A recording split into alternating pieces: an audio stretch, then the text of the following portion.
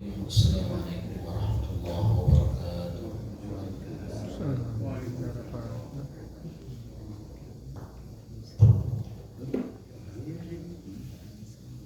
Alhamdulillah, alhamdulillah, summa alhamdulillah.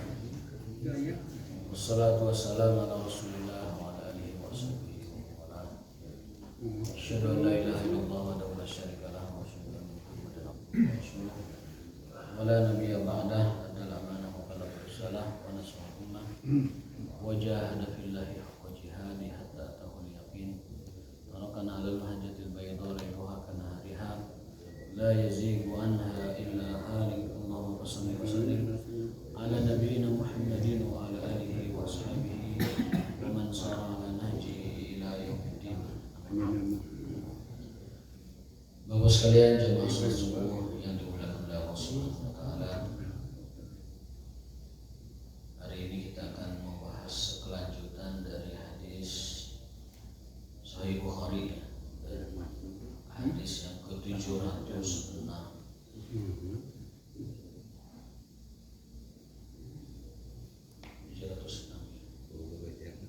Maaf, ada yang sebelumnya.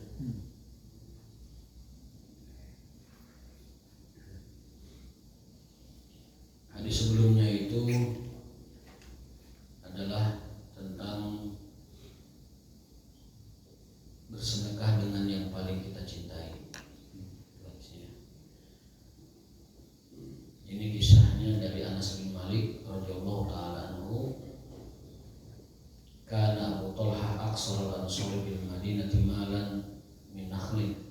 Bahwa ada seorang sahabat dari kalangan Ansor atau warga Madinah yang terhitung sebagai orang yang paling banyak kekayaannya dari hasil perkebunan kurma. Wa kana ahabba amwalihi ilaihi bayruha. Ada sebuah kebun kurma yang paling dia sangat-sangat cintai dan sangat dia sayangi karena sangat menghasilkan. Wa kanat mustaqbilatal masjid. Kebun tersebut mengarah ke masjid atau di depan masjid. Wa kana Rasulullah sallallahu alaihi wasallam yadkhuluha wa yashrabu min ma'in fiha tayyibun. Beliau alaihi salatu wasallam memasuki kebun tersebut dan minum di situ dengan air yang segar. Qala Anasun falamma unzilat hadhil ayat. Ketika diturunkan ayat itu, ada ayat turun ya saat itu. A'udzubillahi minasyaitonir rajim. Lan tanalul birra hatta tunfiqu mimma tuhibbun. Tidaklah kalian dipandang atau dianggap telah melaksanakan sebuah kebaikan hingga kalian menginfakkan, mensedekahkan mimma tuhibbun, dari apa yang kalian cintai. Jadi ayat ini merupakan anjuran atau himbauan agar seseorang itu dapat mengorbankan, mensedekahkan, menginfakkan di jalan Allah dari apa yang terbaik yang dia miliki, dari apa yang paling dia cintai. Qama Abu Talhah ila Rasulillah sallallahu alaihi wasallam. Para sahabat itu orangnya responsif, suratul istijabah, sangat cepat responnya pada kebaikan. Tidak ada kebaikan yang mereka lalaikan atau mereka entar-entarakan. Para sahabat dikenal sebagai orang-orang yang paling responsif, paling cepat ketika ada kebaikan itu turun atau disampaikan oleh Rasulullah SAW yang datang dari Allah Subhanahu wa taala. Ya Rasulullah, innallaha tabaraka wa ta'ala yaqul. Sesungguhnya Allah yang Maha memberikan berkah telah berfirman bahwa tidak ada seseorang dapat meraih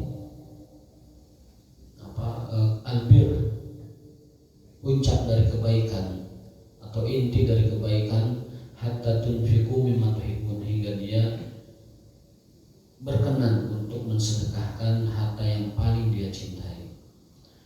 Wa inna ahabba amwali ilayya bayruha, dan ketahuilah bahwa yang paling aku cintai dari seluruh hartaku adalah kebun ini. Namanya bayruha, nama kebun bayruha. Dan Abu Talhah dia menjadi orang yang terhitung menjadi orang yang terkaya di Madinah itu dari penghasilannya bertani kurma atau menanam kurma. Jadi orang yang kaya dari pertanian. Nah ya Rasulullah, ini yang paling aku cintai dari seluruh hartaku ini, bayruha ini. Ini yang paling memberikanku berbagai macam keuntungan dan juga harta, rezeki ya. Wa innaha shadaqatun lillah. Hari ini atas himbauan ayat tersebut ya, aku jadikan sedekah untuk Allah. Itu lihat bagaimana suratul istijabahnya para sahabat ketika Rasul menyampaikan sebuah wahyu dari Allah Ta'ala.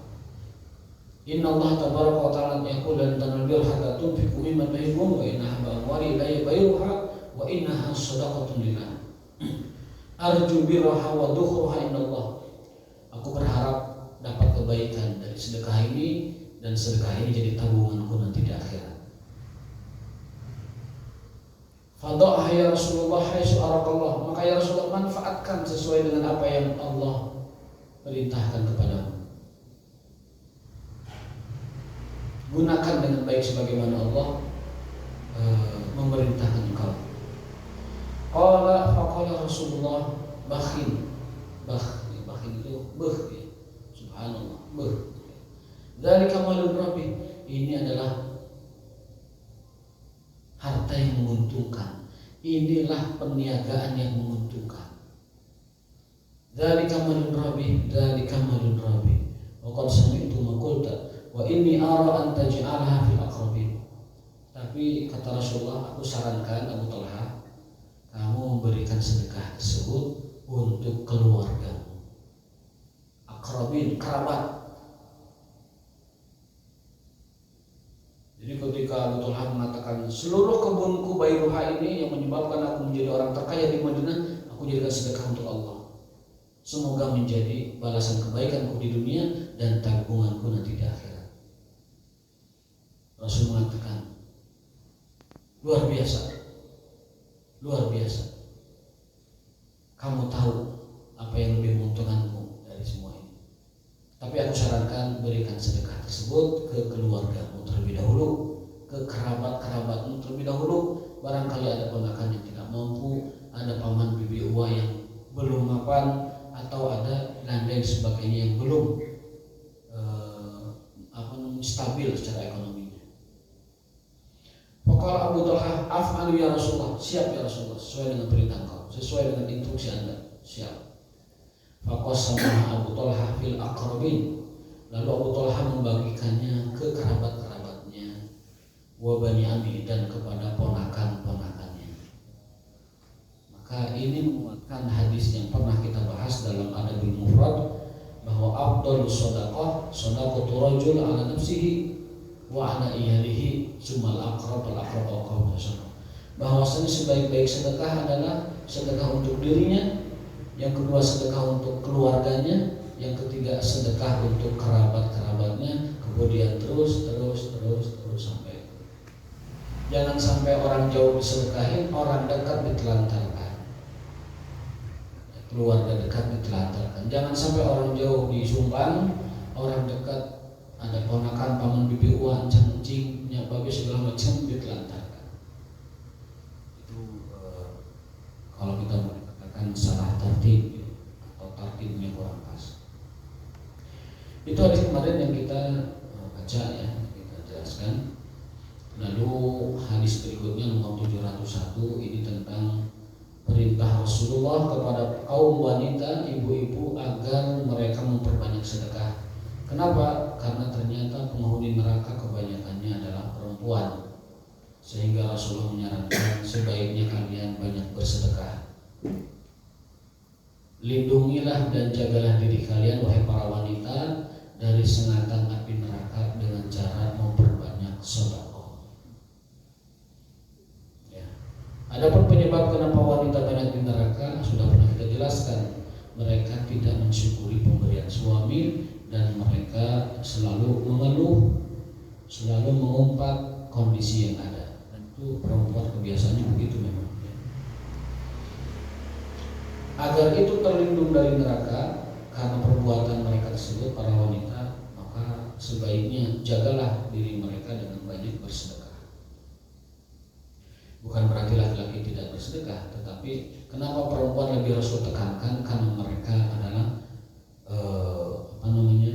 orang yang paling berpotensi atau paling banyak potensinya masuk ke dalam neraka, sesuai dengan sabda Rasulullah SAW dalam Sahih Bukhari yang pernah kita bahas. Kalau yang sebelah biji kurma, sebelah biji kurma ada lagi hadisnya. Itu hadis juga. Ya. Redaksi hadisnya adalah ittaqin nar walau bisyikki tamrah. Jagalah diri kalian, jauhilah neraka walau dengan separuh biji kurma. Bisyikki tamrah. Jadi konsep sedekah itu sederhana. Kita punya kurma, dibelah dua, sebelahnya kita makan, separuhnya kita berikan. Itu konsep sedekah. Dengan begitu kita dapat menjaga diri dari api neraka. Ittaqin nar walau bisyikki tamrah. Hindari, jauhi neraka walaupun dengan separuh biji kurma. Kenapa Rasul menyebutnya separuh biji kurma? Karena itu gambaran yang paling mudah dipahami. Ternyata konsep sedekah itu sederhana. Kalau ada satu bungkus nasi, separuhnya kita makan, separuhnya kita sedekahkan. Karena satu bungkus mencukupi dua. Ta'amul wahid yakfil isnain, hadisnya begitu. Makanan satu bungkus, satu porsi cukup untuk 2 orang. Wa ta'amul isnain yakfi salasah, dan makanan 2 cukup untuk 3. Makanan 3 untuk 2. Artinya apa? Setiap ada porsi makan itu sebenarnya bisa separuhnya disedekahkan.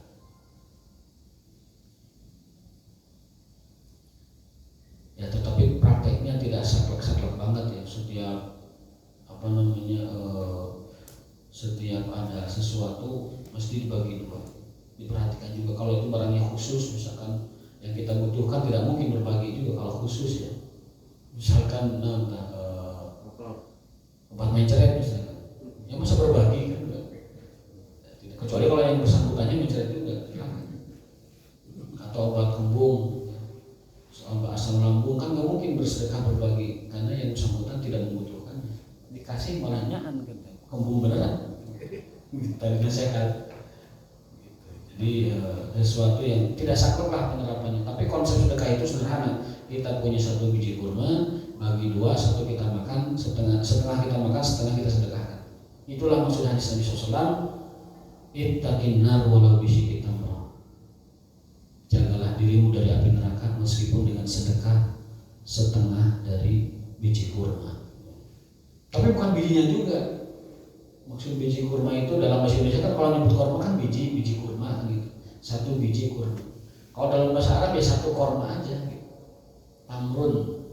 Kalau kita harus ada satu biji tamrun kan gitu. Itu bahasa saja. Jadi kesimpulannya bersedekah dengan satu kurma dibagi 2. Satu kita makan separuhnya kita berikan kepada orang yang membutuhkan. Pesan Rasulullah untuk para wanita agar banyak bersedekah. Jadi ibu-ibu kasih bekal buat sedekah mereka, itu menjaga mereka dari neraka. Ibu-ibunya kasih bekal, ini uang jajan mah ya, ini buat sedekah, ini buat ini, kasih tahu.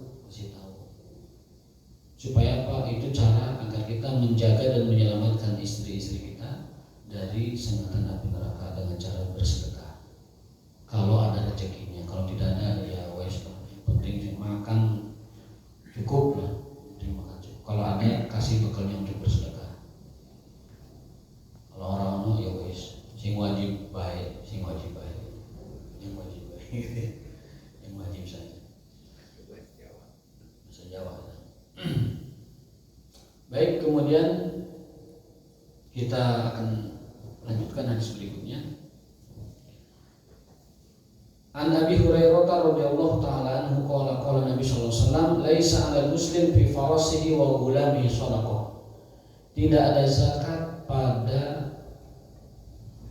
kuda, tidak ada zakat atas cahaya, tidak ada zakat atas yang lain-lain yang merupakan harta dasar. Ya, jadi zakat itu diambil di luar harta dasar. Jadi kalau kita punya rumah itu tidak ada zakatnya. Kalau kita punya kendaraan itu tidak ada zakatnya, kecuali kendaraan yang melebihi dasar. Mobilnya balatak 10, kamu disewa-sewakan. Oh itu bos angkot. Ada zakatnya tuh, zakat perniagaan. Kemudian dia ngabandaran ojol, misalkan beli 10 motor 10 kolangkeun, itu ada karena melebihi kendaraan dasar. Tapi kendaraan dasar yang merupakan kebutuhan kita dan dasar itu dikembalikan kepada tradisi masing-masing. Kalau di sebuah negara yang merupakan kebutuhan dasar itu satu mobil misalkan, ya berarti di luar dari satu mobil itu tidak dasar lagi, sudah menjadi tersier ataupun tambahan komplement. Tapi kalau di sebuah tempat itu yang disebut kebutuhan dasar itu per keluarga, per orangnya itu punya mobil, ya itulah kebutuhan dasarnya. Jadi beda-beda, dikembalikan kepada kepada tradisi yang berkembang di tempatnya dia tinggal. Sekali lagi, kendaraan dasar, tempat tinggal dasar, perhiasan dasar, tidak ada zakatnya. Bukan pertama kali beli, Pak. Ya? Ada yang bilang pertama kali beli sekali. Bukan. Istilah dalam hadisnya itu adalah sesuatu yang jadi dasar dipakai oleh kita dalam keseharian. Meskipun rumahnya segede lapang bola, misalkan rumah itu besar segede lapang bola, tapi itu rumah dasar dia tidak ada zakatnya. Termasuk warisan yang dia dapat, hadiah yang dia dapat, kemudian apa-apa yang dia dapat itu tidak ada zakatnya. Nanti zakatnya itu di zakat mal di satu haul nanti di akhir tahun Hijriah. Bukan saat menerima. Karena zakat yang dikeluarkan saat menerima hanya zakat harta karun saja. Dan definisi harta karun jangan diperluas. Ini setiap ada orang dapat hadiah dikejar, zakatnya Pak, zakatnya. Ada orang mendapatkan warisan besar dikejar, ada orang dapat mungkin hadiah dari undian, misalkan ngirim 5 bungkus kopi kapal api, dapat hadiah 1 miliar. Dan diberikannya tetap 8 asnaf. Diberi 8 asnaf.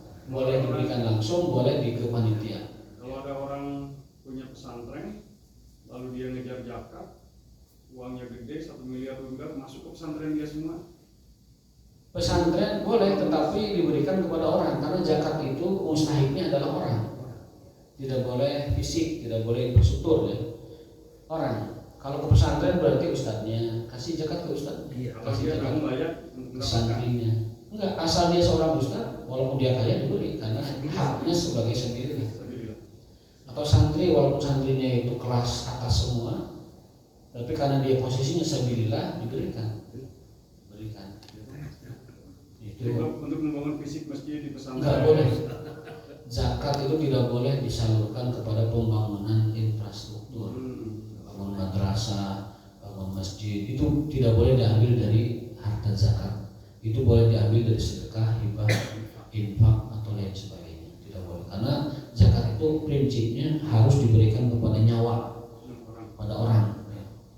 Kalau sabilillah itu gurunya atau santrinya, kalau ibnu sabil itu juga orangnya, bukan yang lain-lainnya. Jadi termasuk apa namanya, gorimin, rikob, semuanya orang. Zakat itu semuanya orang dan bukan bangunan atau fisik. Jadi salah kaprah, salah arah kalau orang membagi atau menyalurkan zakat kepada pembangunan fisik dengan dalih apapun ya. Harus ke orang. Nanti orang yang disedekahkan lagi untuk fisik lain lagi, kan sudah diberikan. Ya lagi kalau begitu.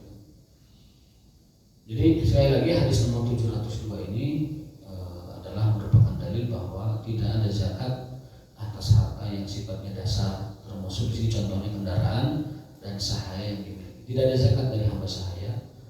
Hamba sahaya itu kan dianggap harta zaman dulu kan, karena mahal harganya. Tapi tidak ada zakatnya, termasuk juga kendaraan.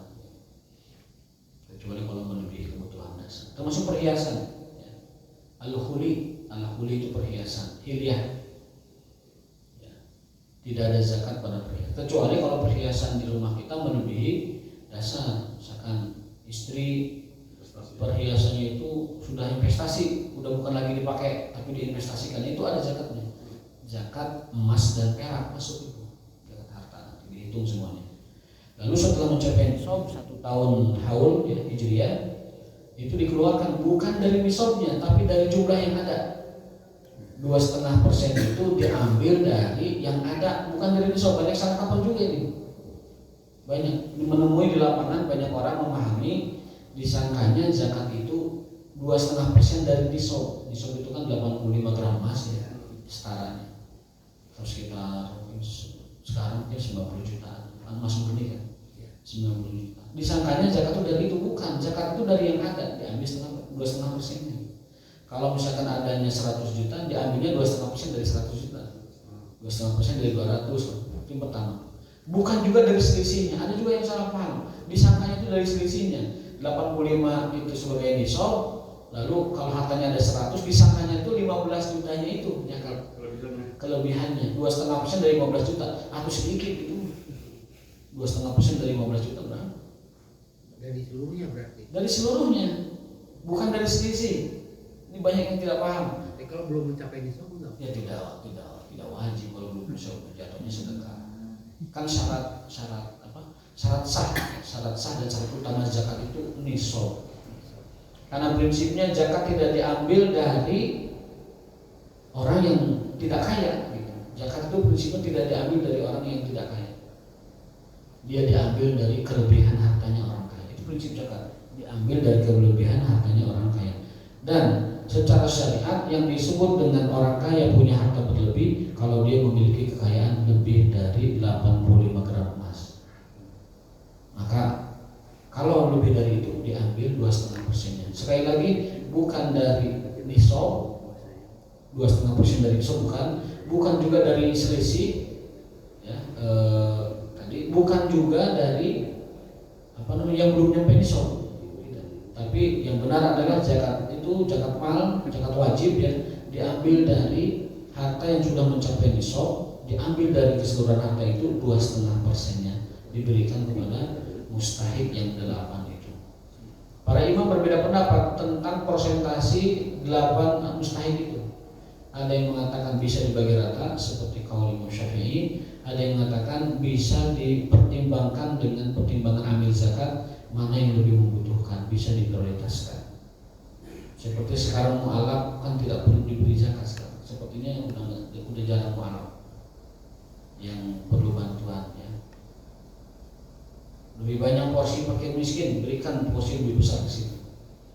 Kalau misalkan amilin tidak mau ngambil karena amilinnya para cegut, meskipun mereka berhak ya, tapi karena mereka merasa nggak perlu, saya udah dari pahala doang di sini. Nah, misalkan gitu, nggak apa-apa, si jatah itu diberikan kepada. Jadi 8 ini wajib sebagai mustahik wajib, tetapi pada prakteknya bisa diijtihadkan sesuai dengan kebijakan amilin di porsi-porsinya. Kalau di situ tidak ada sabilillah, tidak ada yang musabil, ya udah fokus saja ke fakir miskin, fokus saja kepada yang lain-lain.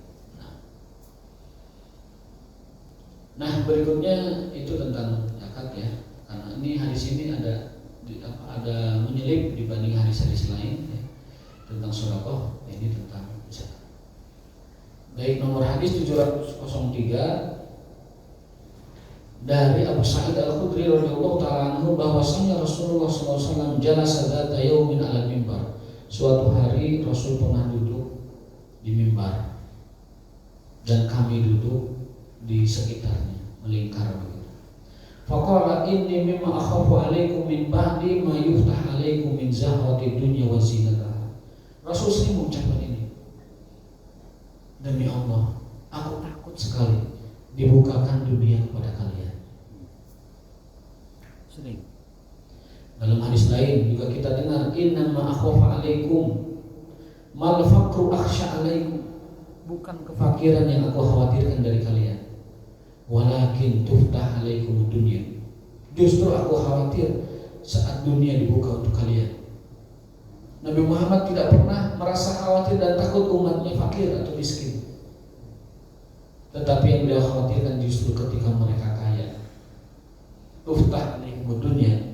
Di dalam hadis ini yuftah 'alaikum min zahrati dunya wa zinataha.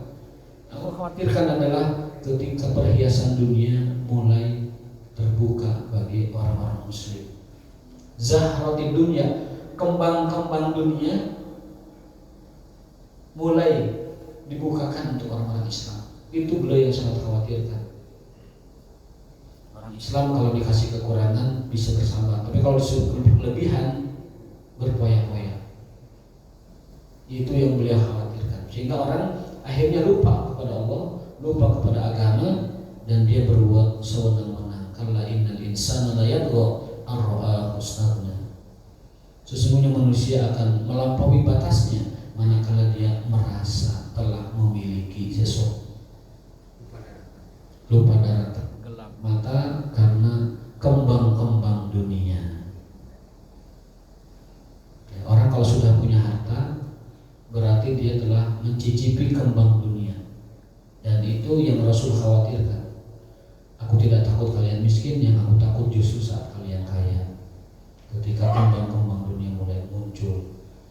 Faqala rajulun ya Rasulullah aw ya'til khairu bisyarr. Ya Rasulullah, apakah akan datang setelah kebaikan keburukan? Apakah setiap kebaikan membawa keburukan? Masa kata Nabi sallallahu alaihi wasallam, faqila lahu ma sya'nuk. Lalu Nabi diam itu menunggu wahyu turun. Sahabat sampai ada yang marah, Masya Allah, kisanak, apa-apaan kamu? Kamu bicara, nggak diajak bicara sama Rasul? Nah gitu bahasa kitanya ya. Tukallimun Nabi wa la yukallimuka. Apa-apaan kamu? Kamu bicara ketika Rasul tidak ngajakmu bicara. Nah, gitu. Biasa sahabat itu protektif pada Rasulullah. Jadi kalau ada orang kurang adab itu langsung ditenggor ke sahabat lainnya, tenggor dengan ucapan, waiha, masya Allah, sahabat nih nanya tersopan ke Rasul. Ayo orang Arab Bedui nanya tidak sopan, kok Umar maju. Jadi para sahabat itu sangat protek kepada Rasulullah jika ada orang yang kurang adab kepada beliau. Nah, sampai dijelaskan dalam surat Al-Mujadalah, karena orang-orang itu senang banget, tanda petik ngumpul dan seperti mengganggu kenyamanan Rasul itu. Kan Rasul juga manusia, butuh istirahat, butuh waktu me time kalau bahasa orang sekarang dan lain sebagainya. Para sahabat saking cintanya kepada beliau ingin terus nempel bersama beliau, dia bertanya, ya konsultasi, ya sekedar mencari berkah, duduk dengan beliau, bermajlis dengan beliau mencari berkah.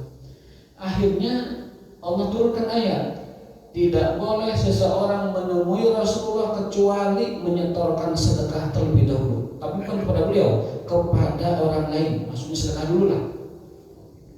Mana yang ketemu Rasul, tuh sedekah dulu kepada orang miskin. Setorkan sedekah kepada orang miskin. Kalau sudah sedekah baru ke sini.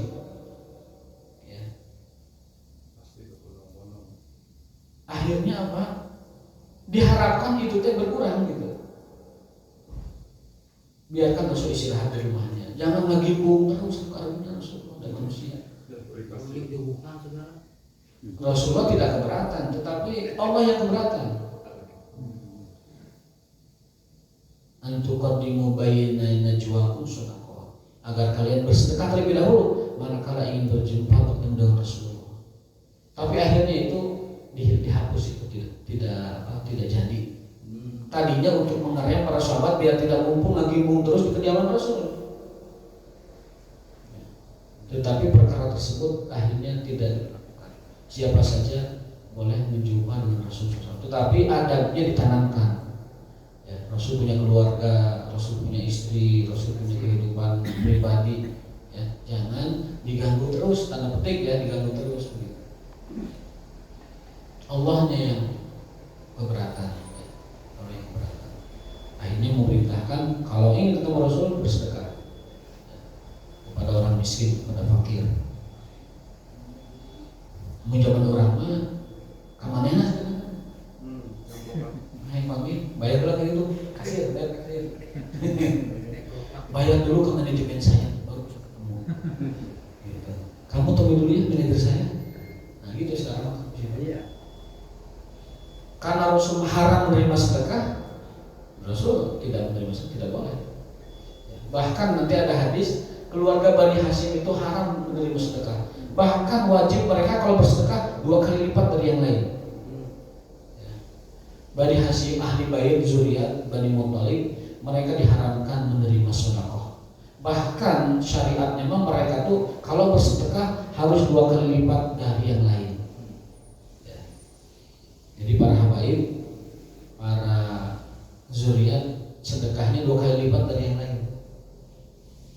Mereka banyak sedekah.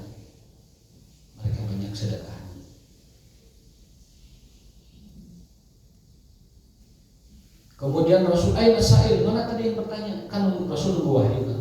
Mana yang bertanya tadi? Oh itu, sini. Wa ka'annahu hamidahu.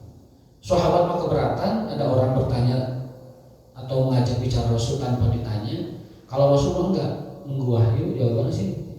Tadi yang bertanya siapa? Aina sa'il, mana yang bertanya? Wa ka'annahu hamidahu. Seolah-olah Rasul menyanjungnya, dalam arti kata menyenangkannya. Soal jadi sa'il tadi. Sa'il, sa'ala yasalu, bahwa sa'il itu isim fa'il dari sa'al. Innahu la ya'til khairu bisyar wa inna mimma yubitu rabi'u yaqtul aw yurib.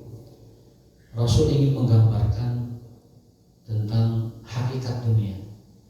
Kan tadi di hadis atasnya itu kan, aku takut manakala kalian pada kaya, justru aku lebih tenang ketika kalian pada kurang. Itu lebih dekat kepada Allah. Tapi kalau pada kaya, itu justru yang aku khawatirkan. Kemudian ada sahabat bertanya, apakah ada keburukan di setiap kebaikan? Rasul nunggu wahyu dan akhirnya turun wahyu. Fara'aina annahu yunzalu alaihi qala famasahanu ruhado itu peluh ya. Ketika orang tersebut bertanya, Rasul dia menunggu wahyu. Ketika Rasul dapat wahyu, beliau usap kepalanya karena berkeringat lalu menyampaikan. Tadi mana yang bertanya? Oh, ini orang ini. Lalu Rasul menjelaskannya. Wa inna mimma yumbitu rabi'u yaqtul aw yulim. Sesungguhnya dunia itu bagaikan tumbuhan-tumbuhan yang tumbuh di tepi sungai. Ini gambaran luar biasa Rasul. Jadi kadang kita tuh Pak tidak perlu menjawab secara langsung. A, jawab A enggak. Orang cerdas itu mengerti dengan isyarat. Ada pepatah Arab, innal labiba bil isyarat yafham. Orang cerdas itu dengan isyarat pun paham. Tapi kalau orang standar itu harus memang dikasih tahu tokmol, poksan, jelas, bejer beas, A sebut A. Itu kalau orang standar.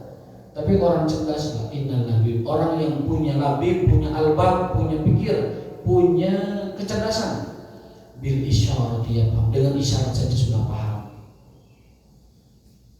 Ya, Rasul sering membuat kias-kias metafor seperti itu agar menjadi dilenyapkan di pikiran oleh para sahabat radhiyallahu taala anhum. Kata Rasulullah, dunia itu seperti tumbuh-tumbuhan yang hidup di tepi sungai.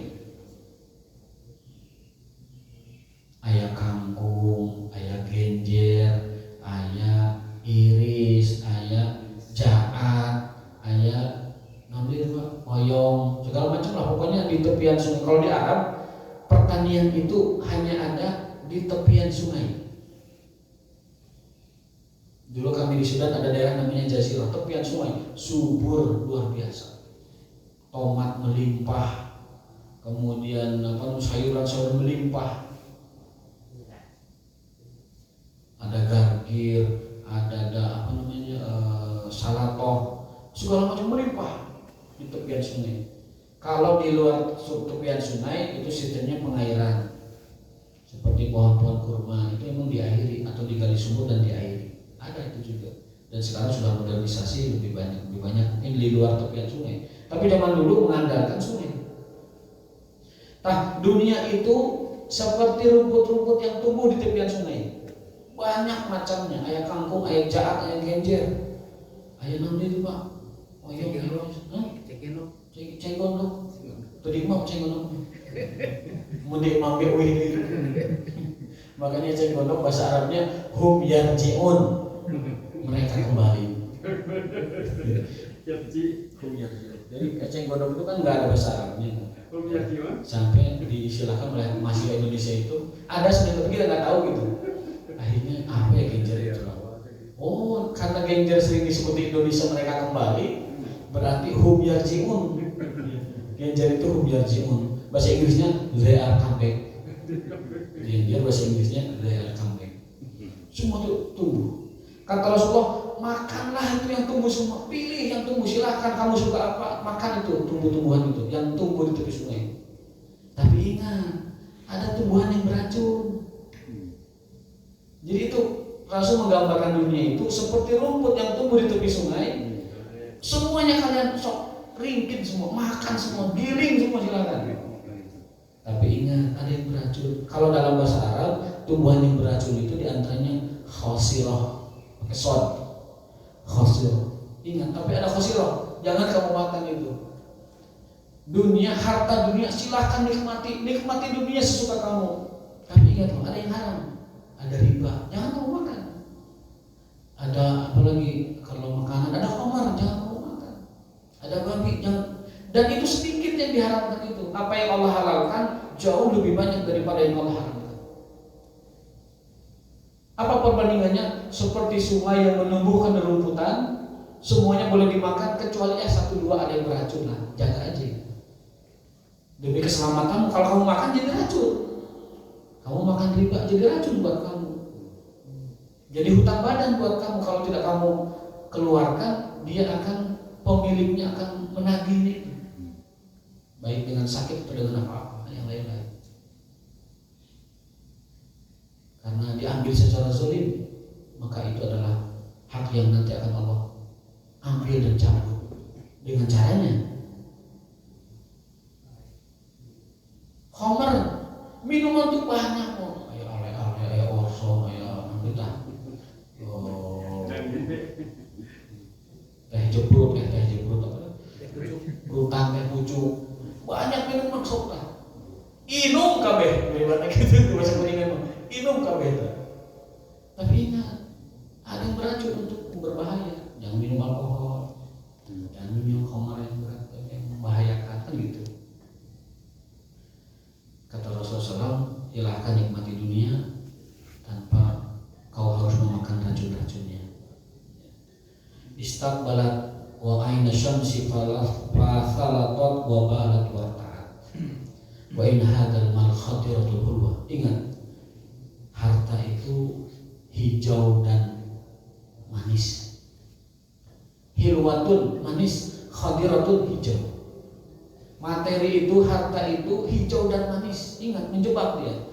Fani masahibul muslim ma'aqa minhul miskin wal yatim wa ibnas sabil. Sebaik-baik harta seorang muslim adalah yang dia sedekahkan kepada orang miskin, anak yatim dan ibnu sabil. Atau kama qala Nabi SAW, atau sebagaimana yang Rasul rincikan tadi urutan-urutannya. Rawi menyebutnya atau kama qala Nabi SAW. Wa innahu man ya'khudhu bi ghairi haqqihi, dan barang siapa yang mengambil bagian dunianya bi ghairi haqqihi, tanpa hak, kalladzi ya'kulu wa la yashba, seperti orang yang terus-terusan makan tidak kenyang-kenyang. Jadi yang dapat mengenyangkan kita itu hanya rezeki halal, hanya rezeki yang ada barokahnya, itu mengenyangkan, mengenyangkan jiwa dan mengenyangkan raga. Tapi kalau diambil ghairu haqqihi, tanpa hak, itu seperti orang yakul wala yashba, yakul wala yashba, makan terus tapi tidak kenyang-kenyang, makan terus. Wa yakunu syahidan alaihi yaumil qiyamah, dan harta yang haram tadi, yang tanpa hak tadi, akan menjadi kalau bahasa kita mah saksi pemberat nanti di akhirat. Harta yang dimakan tanpa hak, harta yang dipakai tanpa hak, harta yang dimiliki tanpa hak, dia akan menjadi saksi pemberat di akhirat nanti. Kan saksi itu ada saksi peringan ya, ada saksi pemberat. Bukti juga ada bukti peringan yang meringankan, ada bukti yang memberatkan. Nah, harta yang diambil tanpa hak akan menjadi saksi dan bukti yang memberatkan nanti ketika kita didakwa oleh Allah Subhanahu wa taala tanpa pengacara kita hanya Quran.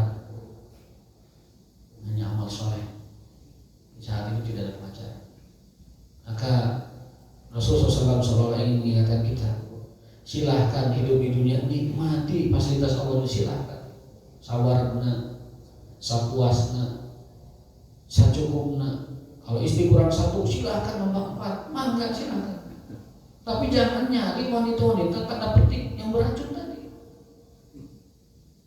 Yang beracun apa? Ya tadi yang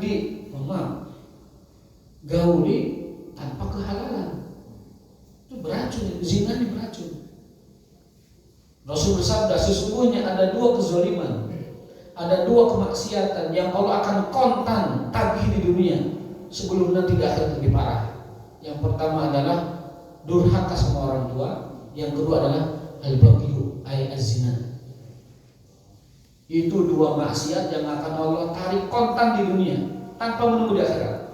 Dan di akhirat lebih parah, dosa zina dan dosa durhaka sama orang tua. Maka ceritanya tidak ada orang di dunia, satu orang pun sukses dengan mendurhakai orang tua. Dan hampir semuanya dapat disimpulkan ketika ditanya orang sukses siapapun, apa rahasiamu bisa sukses seperti ini? Orang tua. Orang tua. Semua orang besar ketika ditanya siapa di balik usahamu, orang tua. Baik dengan doanya maupun dengan dorongan motivasinya. Yes. Yang kedua yang Allah akan kontan itu zina tadi. Jadi Islam memerintahkan silakan nikmati wanita sesukamu. Kalau orang satu silakan 4, tapi ingat jangan cari wanita beracun. Waliyahzubillah. Beracun karena hukumnya tidak halal atau beracun karena zatnya memang penyakit gitu. Dalam arti kata karena dia berhubungan dengan banyak orang kan begitu. Waliyahzubillah. Itu hadis 703. Jadi menjadi renungan kita bagaimana Rasul mengumpamakan bahwa dunia itu seperti rumput-rumput yang tumbuh di tepi sungai, semuanya boleh kita nikmati, tapi jangan sampai kita memakan yang beracunnya. Kadang ada orang yang makan beracun tanpa sengaja, ada yang semua rumput diarit dimakan gitu, tiga domba gitu. Dia tidak menyadari ada racunnya, udah masuk gitu. Nah kalau udah masuk ya taubat kepada Allah. Ya Allah, saya tidak tahu ternyata itu haram ya, tidak tahu. Kalau itu taubat kepada Allah Subhanahu wa taala. Kalau sudah terlanjur kemakan gitu. Bisa ada waktu berapa menit lagi? 2 menit lagi. 4 menit lagi. Nah ini penutup hadis 704. Ada kisah ya, seorang wanita bernama Zainab yang punya kebiasaan bersedekah kepada anak yatim. Atas perintah Rasul sebelumnya, tasaddaqna walau min huliyikunna. Rasul kan pernah menunjukkan para wanita, bersedekahlah kalian dengan perhiasan kalian. Nah, sedekah bukan zakat ya. Kalau sedekah dengan perhiasan juga boleh, namanya sedekah mah bebas. Tapi kalau zakat, perhiasan dasar tidak ada zakatnya. Tapi kalau bersedekah silakan. Rasul memotivasi para wanita agar bersedekah dengan perhiasan mereka. Lalu ada seorang wanita bernama Zainab punya anak yatim. Dia lindungi, dia pelihara, dia asuh. Faqalat li Abdillah sal Rasulullah. Lalu wanita ini penasaran apa yang dilakukannya itu baik ataupun mendatangkan banyak keutamaan atau tidak. Namanya wanita penasaran ya. Ayat zi'anni an unfiq 'alaika wa 'ala aitami bihajri minas shadaqah. Sudah cukupkah apa yang aku berikan kepada anak yatim sebagai pelaksanaan dari apa yang Rasul perintahkan para wanita agar bersedekah. Jadi wanita ini masih ragu-ragu, yang saya santuni anak yatim cukup nggak itu untuk menjadikan saya terbebas dari kewajiban dan juga melaksanakan himbauan Rasul SAW. Itu intinya begitu. Jadi wanita ini ragu lah. Fantalaqtu ila Nabi wa wajadtu imra'atan minal ansar 'alal bab hajatuha misla hajati. Saat aku menemui Rasulullah, aku dapati ada seorang wanita Ansor, permasalahannya seperti dengan saya. Saya punya harta, saya punya kekayaan, dan saya sudah menyantuni anak yatim. Cukup nggak kayak gitu? Luar biasa. Sampai orang kaya pun bertanya, saya sudah nyantun anak yatim, cukup nggak itu untuk menyelamatkan saya dari akhirat, dari siksa akhirat? Bertanya, khawatir di akhirat jadi beban. Pamara alaina Bilal, nah datang Bilal bin Rabah radhiyallahu taala anhu. Fakulna salin Nabi, Bilal, tanyakan kepada Nabi masalah kita ini. Walah tuh Bilal, tapi jangan kasih tahu saya bertanya ya. Jadi wanita ini nitip pertanyaan kepada Bilal. Bilal sampaikan kepada Rasulullah tentang masalah kami ini. Tapi jangan kasih tahu kami yang bertanya. Ayat zi'ani anunfik ala zawji wa aitami fi hajri. Cukupkah aku bersedekah kepada suamiku, berarti suami baru kan gitu ya, dan juga kepada anak-anak yatim. Wa kunala tukhbir, dan jangan kau beritahu kami kepada Rasulullah bahwa kami yang bertanya. Padahal fasalahu, lalu Bilal masuk ke ruangan Rasulullah. Faqala man huma, siapa di luar? Bilal, siapa di luar itu? Rasul tahu. Kalau Rasul tahu yang begini-begini, itu Allah kasih tahu, malaikat kasih tahu. Di luar itu ada orang. Mungkin beliau mendengar bisikan-bisikan wanita itu. Mungkin juga Rasul kasih tahu Jibril. Sampai langsung bertanya gitu. Bilang, siapa di luar? Gitu kan. Man huma, siapa keduanya? Qala Zainab, lalu Bilal mengatakan Zainab ya Rasul. Qala ayu Zainab, Zainab yang mana? Zainab yang ayu Zainab itu jamak dari Zainab. Zainab yang mana? Kan banyak kalau Zainab itu. Qala imra'atu Abdullah, istrinya Abdullah. Qala na'am lah ajran, kasih tahu dia kalau dia melakukan itu dia dapat 2 pahala. Jadi orang yang sedekah kepada keluarga dia mendapat 2 pahala. 1 pahala menunaikan kebaikan kepada keluarga kerabat, yang kedua pahala sedekah. Jadi laha ajroni, dia dapat 2 pahala. Ajrul qarabah, pahala silaturahmi, wa ajrul sedekah, dan pahala bersedekah. Jadi sekali lagi, kalau kita bersedekah kepada keluarga atau kepada anak-anak yang ada ikatan keluarga dengan kita, atau kepada suami baru misalkan yang menikah dengan dia, lalu dia santuni, istri boleh menyantuni suami kalau dia kaya.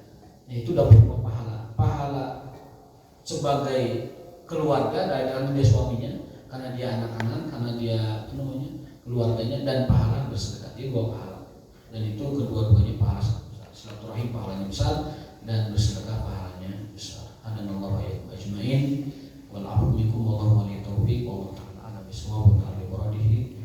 Subhanakallahumma wa bihamdika asyhadu an la ilaha illa anta astaghfiruka wa atubu ilaik. Assalamualaikum warahmatullahi wabarakatuh.